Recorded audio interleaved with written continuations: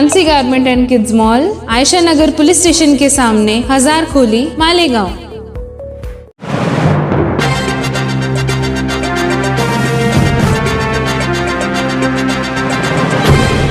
देखते रहिए the prime news Abdul Rahman के साथ। बिस्मिल्लाहिर्रहमानिर्रहीम व बिही नस्तईन।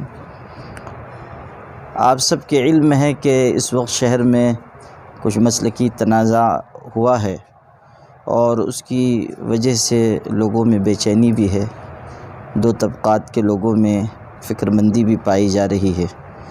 ऐसी सूरत हाल में हमारी ये ज़िम्मेदारी है कि हम अपनी ज़ुबान को, अपने क़लम को एहतियात के साथ इस्तेमाल करें।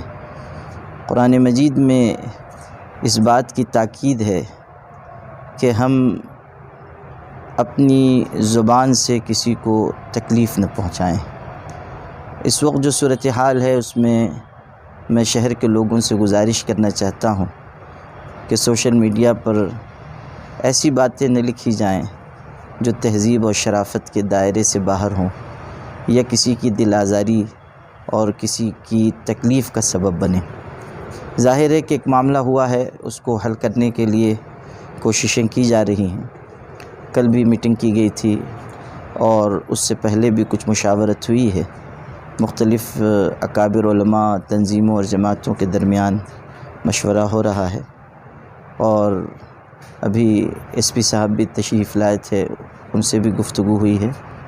तो बातचीत बहरहाल हो रही है और कोई न कोई हल इंशाअल्लाह निकल आएगा और अल्लाह करे ऐसी बात सामने आए जो दोनों तबक़ात के लिए काबिल कबूल भी हो और इस मामले को आसानी से हल करने की सिमत हम लोग आगे बढ़ सकें। इस वक्त जो सूरत हाल हमारे सामने है उसमें आपस का उलझाव, तनाज़ा, एक दूसरे के ख़िलाफ़ ऐसी बातें कहना या लिखना जो दिल आज़ारी की हों मुनासिब नहीं है।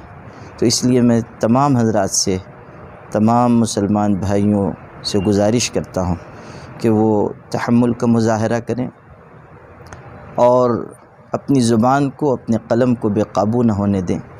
उस रास्ते पर चलें जिसकी तालीम हमारे आका हज़रत मोहम्मद सल्लल्लाहु अलैहि वसल्लम ने दी है।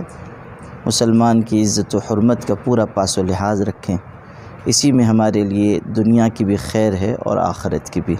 व आखिरु दावाना अनिल हम्दुलिल्लाहि रब्बिल आलमीन।